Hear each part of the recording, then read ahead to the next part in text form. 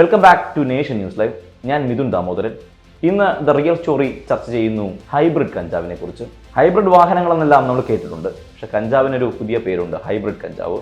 Hybrid കഞ്ചാവിനെ കുറിച്ചാണ് the real story ചർച്ച ചെയ്യുന്നത്. വീഡിയോ പൂർണ്ണമായും കാണുക.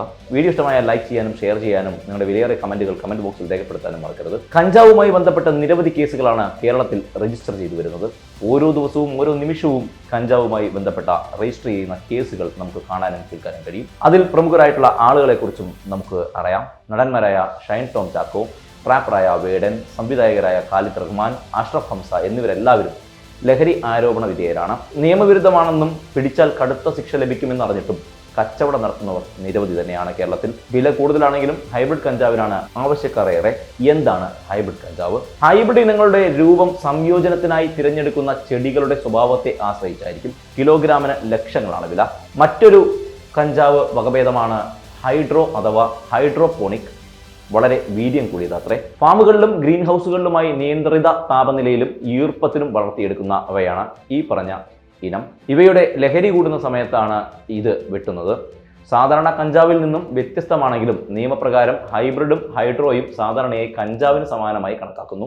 തായ്ലാന്റ് പോലുള്ള രാജ്യങ്ങളിൽ നിന്നാണ് ഇവ ലഭിക്കുന്നത്. സാധാരണ കഞ്ചാവിലുള്ളതിനേക്കാൾ ടെട്രാ ഹൈഡ്രോനാബിനോൾ അതായത് THC അളവ് ഇവയിൽ വളരെ കൂടുതലാണ്. ഹൈഡ്രോ കഞ്ചാവ് അത്യധികം ലഹരിയുള്ളതാണ്, ഉപയോഗിക്കരുത്. അമിതമായി കഞ്ചാവ് ഉപയോഗിക്കുന്നവർക്ക് ശാരീരികമായി മാത്രമല്ല മാനസികമായും പ്രശ്നങ്ങൾ ഉണ്ടാകുന്നു. ശരീരഭാരം ക്രമാതീതമായി കുറയും, എല്ലുകളുടെ ബലം കുറയുകയും പൊടിയുന്നതിനും കാരണമാകും.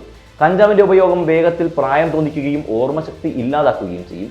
തലച്ചോറിന് 2.8 വർഷം വേഗത്തിൽ പ്രായം കൂടും. തലച്ചോറിനും പ്രായം കൂടുന്നത് രക്തയോട്ടം കുറച്ച് ഹൃദയാഘാതത്തിന് കാരണമാകും. കഞ്ചാവ് ചെടിയെ ഗഞ്ചിക എന്നാണ് സംസ്കൃതത്തിൽ വിളിക്കുന്നത്. നേപ്പാളിൽ ഇത് ഗഞ്ച് എന്നും. ഇവയിൽ നിന്നാണ് മലയാളത്തിലെ കഞ്ചാവ് എന്ന വാക്കുണ്ടായത്. കഞ്ചാവ് ചെടിയിൽ നിന്ന് ഉൽപ്പാദിപ്പിക്കുന്ന ഉൽപ്പന്നങ്ങൾക്ക് കഞ്ചാവ് എന്ന പേരിന് പുറമെ ഗ്രാസ്, വീഡ്, ജോയിന്റ്, മരിജുവാന എന്നിങ്ങനെയും വിളിക്കുന്നു. പരാഗണം നടത്താത്ത പെൺസസ്യങ്ങളെ ഹാഷിഷ് എന്ന് വിളിക്കുന്നു. ഹാഷിഷ് വേർതിരിച്ചെടുക്കുന്നതിലൂടെ ലഭിക്കുന്ന ഒരു ഒലിയോറസിൻ ആണ് ഹാഷിഷ് ഓയിൽ. നിരവധി റെസിനുകളും ടെർപ്പീനുകളും പ്രത്യേകിച്ച് ടെട്രാ ഹൈഡ്രോ കന്നാബിനോൾ അതായത് THC, കന്നാബിനോയിഡുകൾ, CBD, മറ്റ് കന്നാബിനോയിഡുകൾ എന്നിവ അടങ്ങിയതാണ് പെൺചെടിയുടെ പൂക്കളിലും നാമ്പുകളിലും ഉണ്ടാകുന്ന കറയ്ക്കാണ് വീര്യം കൂടുതൽ. ചെടിയുടെ ഉണങ്ങിയ ഇലകളിൽ നിന്ന് ഉൽപ്പാദിപ്പിക്കുന്ന ബാങ്ക് ഉത്തരേന്ത്യയിൽ പാനീയമായി ഉപയോഗിക്കുന്നുണ്ട്. പിടിച്ചാൽ തടവും ശിക്ഷയും ഉറപ്പു തന്നെയാണ്.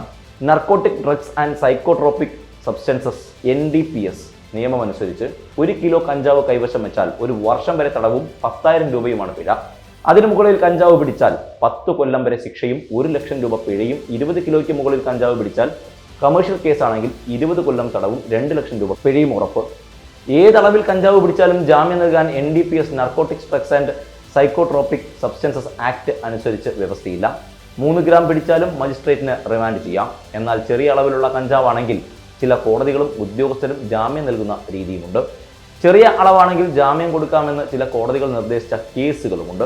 മറുവശത്ത് ജാമ്യം കൊടുത്തതിന് ചില കോടതികൾ ഉദ്യോഗസ്ഥർക്ക് മെമ്മോ കൊടുത്ത സംഭവങ്ങൾ വരെ ഉണ്ടായിട്ടുണ്ട്. ചെറിയ അളവിൽ കഞ്ചാവ് പിടിച്ചാൽ ജാമ്യം നൽകാമെന്ന് NDPS ആക്ടിൽ ഒരിടത്തും പറയുന്നില്ല. NDPS 37-ാം വകുപ്പ് അനുസരിച്ച് എല്ലാ കേസുകളും ഗൗരവ സ്വഭാവമുള്ളതാണ്.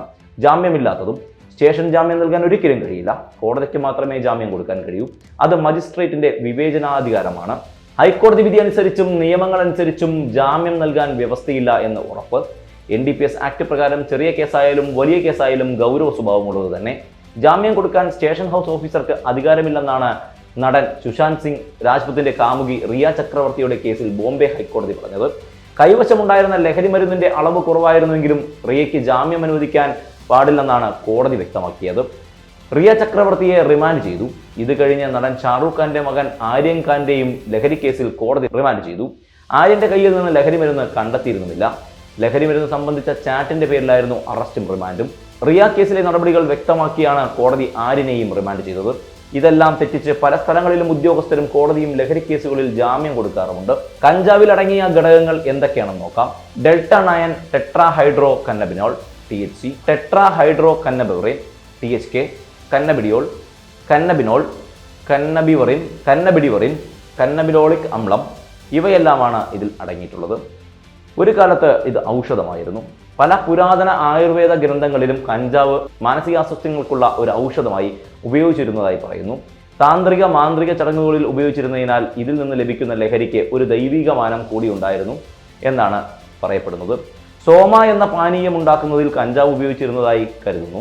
പുരാതന ചൈനയിലും ഈജിപ്തിലും ഇതൊരു ഔഷധമായി ഉപയോഗിച്ചിരുന്നതായി രേഖകളുണ്ട്. ബെറിബറി മലബന്ധം, മലേറിയ, സന്ധിവാതം, ശ്രദ്ധക്കുറവ്, വിഷാദരോഗം, നിദ്രാഹീനത, ഛർദി തുടങ്ങിയവയ്ക്ക് പരിഹാരമായി കഞ്ചാവ് നിർദ്ദേശിക്കപ്പെട്ടിരുന്നതായി 3000 വർഷങ്ങൾ പഴക്കമുള്ള ഭാരതീയ ചൈനീസ് ഗ്രന്ഥങ്ങളിൽ പറയപ്പെടുന്നുണ്ട്. കഞ്ചാവിൽ നിന്ന് നിർമ്മിക്കുന്ന 2 ഔഷധങ്ങൾ ഇപ്പോൾ അമേരിക്കയിൽ ഉപയോഗിക്കപ്പെടുന്നുണ്ട്. കഞ്ചാവിൽ നിന്ന് ഉൽപ്പാദിപ്പിക്കുന്ന ടെട്രാ ഹൈഡ്രോ കന്നാബിനോൾ ഉള്ള ഡ്രോണാബിനോൾ ഗുളിക 1985 മുതൽ അമേരിക്കൻ വിപണിയിൽ ലഭ്യമാണ്. കീമോതെറാപ്പിയോടനുബന്ധിച്ചുണ്ടാകുന്ന ഓക്കാനവും ഛർദിക്കുമുള്ള മരുന്നായിട്ടാണ് ഇത് ഉപയോഗിക്കുന്നത്. എയ്ഡ്സ് രോഗികളുടെ വിശപ്പില്ലായ്മയും ഭാരക്കുറവിനും ഈ മരുന്ന് നിർദ്ദേശിക്കപ്പെടുന്നുണ്ട്. നാബിലോൺ എന്ന മരുന്നിലാകട്ടെ ടെട്രാ ഹൈഡ്രോ കന്നാബിനോളുമായി സാമ്യതയുള്ള കൃത്രിമമായി നിർമ്മിക്കുന്ന ഒരു കന്നാബിനോയിഡ് ആണ് ഉപയോഗിക്കുന്നത്. കഞ്ചാവ് ഒരു ഔഷധമാണെന്ന് പറയുന്നത് ചില രാജ്യങ്ങളിലുള്ള അവർ കണ്ടെത്തിയിട്ടുള്ള മരുന്നിൻ്റെ കാര്യങ്ങളെക്കുറിച്ചാണ്. അതിനർത്ഥം ആ മരുന്നുകൾ വാങ്ങി കഴിക്കണമെന്നല്ല. ഇത് കഞ്ചാവിൻ്റെ ഹൈബ്രിഡ് കഞ്ചാവ് എന്താണ് എന്ന് വ്യക്തമാക്കുന്ന ഒരു വീഡിയോ ആണ്. പ്രിയ പ്രേക്ഷകർ, ഒരു കാര്യം മനസ്സിലാക്കുക. വായനയും അറിവുമാണ് ലഹരിയാക്കേണ്ടത്. യാത്രകളും വിനോദവുമാണ് ലഹരിയാക്കേണ്ടത്. കായിക വിനോദങ്ങളും ലഹരിയാക്കുക. ഒരിക്കലും ലഹരിക്ക് അടിമപ്പെടാതിരിക്കുക. ഇതാണ് ദ റിയൽ സ്റ്റോറി ചർച്ച ചെയ്ത വീഡിയോ. മറ്റൊരു വീഡിയോയുമായി വീണ്ടും കാണാം. നന്ദി, നമസ്കാരം.